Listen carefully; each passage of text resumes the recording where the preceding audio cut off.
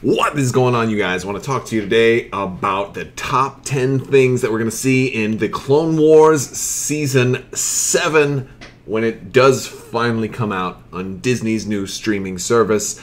So if you aren't in the know, they did announce at San Diego Comic-Con there is going to be another season for the Clone Wars to kind of wrap everything up. They never did get to finish this. Dave Filoni and everybody from the original Clone Wars are going to be involved, and they're very, very, very excited to be bringing this to you guys, as well as the fans are very, very, very excited. This seems like a great way to win back fans. There's so many good things that have been going on between this and then getting Billy D. Williams back for Episode 9. And so I am talking to you guys about the top 10 things that are going to happen. I have gazed into the time gem, and I'm pulling the top 10 things that we expect to see happen in Season 7. So let's go ahead and start at number 10. Thrawn meeting Anakin. So in Thrawn alliances, the premise of this is, and also in Timothy Zahn's Thrawn, is that Thrawn had met Anakin during the Clone Wars on a mission where Anakin is out looking for Padme and goes out very, very, very far.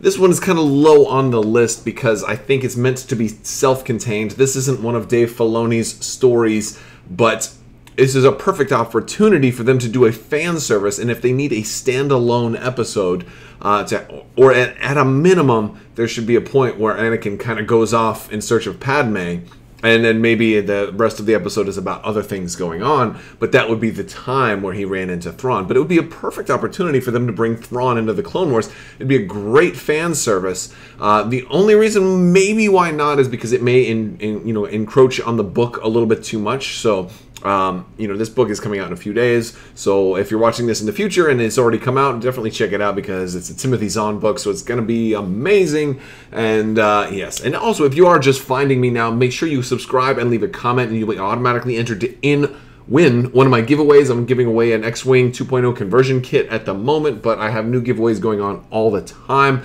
so definitely subscribe and click that alerts button so you can notify when join the notification squad. So number 10 is Thrawn coming in to meet Anakin Skywalker. Number 9, Solo tie-ins. So you just had Solo. Solo took place kind of right in these dark times, well before Star Wars Rebels. So it's perfect timing to have some of these characters. You could end up seeing a young Han Solo or any of the other characters from the movie. It makes perfect sense for them to put at least some minor characters, but definitely some of the older characters. Tobias Beckett, for example, would be perfect, especially since they already name-dropped Aura Singh in the Solo movie, and that Tobias Beckett, you're the one that killed Aura Singh? He's like, well, I pushed her, so that was, just kind of like a little Easter egg, but that would be a perfect opportunity to bring in Aura Singh and have Tobias Beckett show up in this episode. Definitely a possibility. So him or any other character from Solo, but I think it would definitely be, I would put money, if they were going to do any one character, I would put money on it being Tobias Beckett.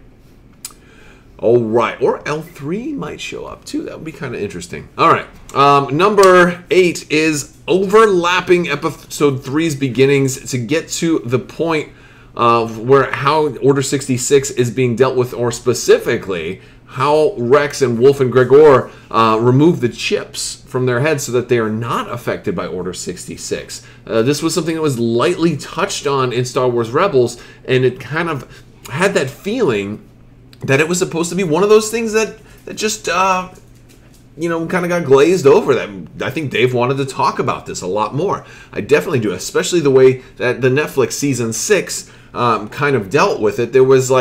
There needed to be more resolution. This wasn't a concluded story arc. So I think they'll definitely deal with this and them removing their chips and then the consequences of that. And this may cause some overlap from the actual beginning of Episode 3. So that would actually be interesting if you saw it like from a different perspective, something else that was going on at the same time, and then went into Order 66's execution, how Rex and these guys like dealt with the aftermath of that. This might make a good series finale, like Rex and Gregor and Wolf like leaving, and just like abandoning the new Empire. It'd be pretty cool. I could see that being an ending. Yeah. Something else.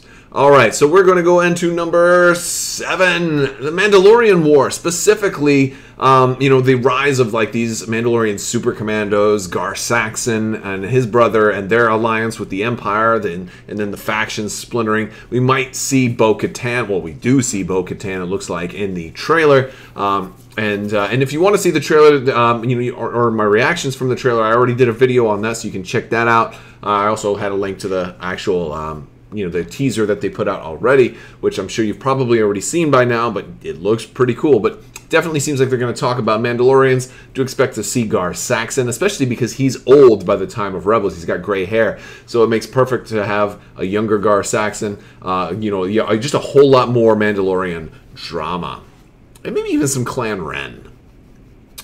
And now we're going to go on to number 6, the birth of the Inquisitor Program. I think this is definitely something we could see, some of, because we already have Temple Guards. We know that the Grand Inquisitor was a Temple Guard. We will probably see Palpatine or Senator or Chancellor Palpatine, like probably planting seeds. You might even see like some similar like Inquisitor armor, like somebody dressed like this, that like a door opens and he's in a meeting and that person then like leaves. You might see some stuff like that. That would be pretty interesting. Or even a very, very subtle hint, like if you see the Grand Inquisitor as a Temple Guard speaking with Chancellor Palpatine, like even if it's like even if you barely can see him, if he's just in the background, you're gonna be like, oh, I know what's going on there. That'll be really cool, especially if it's very subtle. I think that would be pretty awesome. All right, number 5, at Star Wars Celebration last year, they showed this like a forgotten scene which dealt with Boba Fett and Cad Bane. How Boba Fett gets that dent in his helmet. Really cool scene, and it was a very rough CGI. This is like a screen cap from it. So if you were at Star Wars Celebration Orlando, you might have seen this. And so basically it begs the question, are they going to put this, since now they have the opportunity to make it, are they going to put this exact scene into an episode? If they do, will it play out the same way? Or now, since I don't believe unfinished scenes are technically considered canon, otherwise we've got, that one female Togruta Jedi Master that would have died like 3 or 4 or 5 different times. But basically, you've got all these deleted scenes, but this one specifically was actually pretty important. So are they going to put Boba Fett versus Cad Bane in one of these episodes? And if they do, will it play out the same way, or will they spice it up a little bit? Maybe they'll add a little bit of change. Maybe they'll change it up just a little bit more to kind of give you a like, hey, you know what, since we got to go do it, now we're going to make it a little bit more snazzy for you. That might be kind of fun. It'd be a good one to watch. I don't think they would want to make it exactly the same if they do it, because, you want to surprise people a little bit. Maybe Cad Bane grows a 3rd arm at the last moment, and you're like, oh, no, probably not that. Probably not. We're getting a little too crazy now. Tone it down a little bit. All right, so let's go to number 4. This is a big one for me. Because it's like anything that was deliberately unanswered in Rebels, we got to talk about Cody. So we've got to find out what happened to Cody, and hopefully it will again crossing over after Episode 3, or at least where after Episode 3 picks up, because there was, and this would probably tie into Rex and them cutting the thing out of their heads, but Rex talked about Cody so much in Star Wars Rebels. Not so much, but enough times that you expected there to be some kind of resolution there. What happened to Cody? What happened to Cody? Well, maybe now they can actually talk a little bit more about Cody, such that you'll be like, oh, that's why he wasn't in Rebels. Maybe he dies. Maybe he gets turned into a Sarlacc. Maybe he gets injected with something, goes to Tatooine, becomes the Sarlacc pit, all along. Again, a little bit too crazy. Tone it down a little bit. It's probably not something like that. But they may, at least in the finale, perhaps, they may kind of jump forward, and just like how they did in Rebels, how they jumped forward and said, like, this is what happened with so-and-so, this is what happened with so-and-so. You may find out Cody's aftermath of how he dealt with Order 66. I think this is a great opportunity for them to do that. Number 3. Speaking of Star Wars Rebels, will we see a young Caleb Dume? Perfect opportunity to see, Depa Billaba and Caleb Dume kind of fighting together. That would be a huge fan service, especially after Star Wars Rebels. I think everybody here would love to see, especially if you could get a Freddie Prinze Jr. to voice him, which you don't really have to do because he's younger. Freddie would have to kind of do like a younger kid's voice, or like a prepubescent, well, not prepubescent, maybe like a 16-year-old Kanan's voice. So Caleb Dume is the actual name of Kanan Jarrus, who changed his name after Order 66, and so it'd be a great opportunity to have him, as well as other, honestly, other young Jedi as well. It'd be a great opportunity to get us some names of some other young Jedi, because there's other video games coming out that are going to deal with some of the surviving people after Episode 3 is over. So if you want to name drop like 5 or 6 other young Jedi that may or may not have survived, it'd be a great way to just set up things, but specifically Caleb Dume. Number 2, Dark Disciple. Quinlan Vos and Asajj Ventress with hair. This was originally a story that was supposed to be in Star Wars: The Clone Wars, and they took all of the scripts for it. It was like a multi-episode story arc, and they turned it into a book, and they turned it into one of the greatest Star Wars books of all time. This book is amazing, absolutely amazing. Like, if you haven't read this book, do yourself a favor, go out and get it today. Start reading this book. It's really, really, really good. It's probably my 3rd favorite Star Wars book of all time right now. It's super, super good. It will make you cry. It will make you cry a lot. And it's just really good. It's got so many emotions in it. It's got highs and lows and everything. It's amazing. And so I want to see if they're going to do this. They may not, because they already have a really good book on their hands. And it is possible that this story might not, they might not have enough episodes to dedicate to this to do it justice.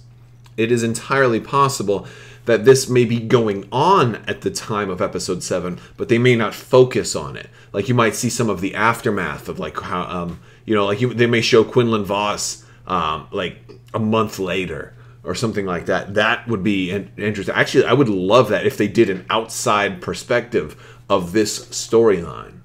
That would be really, really cool. But I would love to see this storyline or something involving this storyline in episode or in season 7. And to the number 1 thing. My number 1 of the top 10 predictions for Clone Wars Season 7, Maul. We've got to find out more about Maul. So, the last we see of Maul in the Clone Wars is, he was like leading like these Mandalorians and this criminal empire, and he's doing all this stuff, and all of a sudden, Palpatine shows up and kills his brother and beats the crap out of Maul, and then kind of drags him away, saying, we've got other purposes for you. And then you don't see him again until he shows up in Rebels, and now he's old and he just wants revenge or whatever.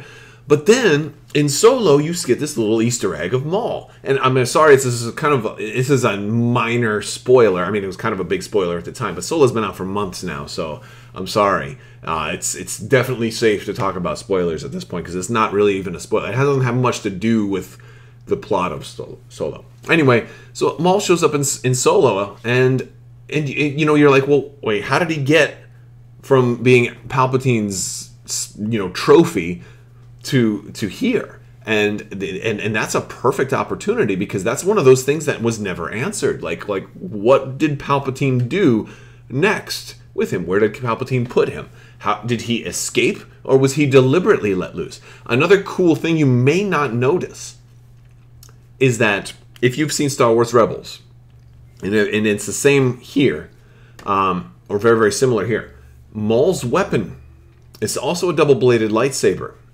This is Maul from Solo and Maul from Star Wars Rebels. It's also a double-bladed lightsaber. But if you look closely at it, it's actually an Inquisitor lightsaber that's been like broken and reformed, or basically it's the remnants of an Inquisitor lightsaber. So it would seem like Maul may have been instrumental in beginning the Inquisitor program, is kind of my guess, and then he, you know, escapes that way because he, you know, slowly he's like, okay, I'll start training these guys. I'll train these guys, no problem. As soon as you give me enough space, I'm out. And then he breaks free, and then Palpatine's like, yeah, but he already trained like 7 Inquisitors, so I'm good. I got enough out of him. I can let him go, you know. And so we may see that with Maul. That's kind of my prediction for how all of this is, and that's why maybe he has to fight his way out, and then his Inquisitor lightsaber gets kind of damaged, and then he flips some of the spikes around and stuff. That's, you know, so it's cool stuff. But that is my top 10 predictions for Star Wars: The Clone Wars Season 7. We will see how many of these I get right, but I will definitely be covering more of the Clone Wars Season 7 as time goes on. So if you are new here, make sure you subscribe, click that bell for alerts, leave a comment. You're automatically entered to win any one of my giveaways that happened right now. It's for an X-Wing conversion kit for 2.0. I do cover a lot of gaming and tabletop gaming here, as well as Star Wars movies, shows, media, all of that. So, and sometimes geeky stuff in general, like this Infinity Gauntlet here, which is my buddy. He's very nice, aren't you? He is. He's a good Infinity Gauntlet. Thank you guys so much for watching, and have a great day.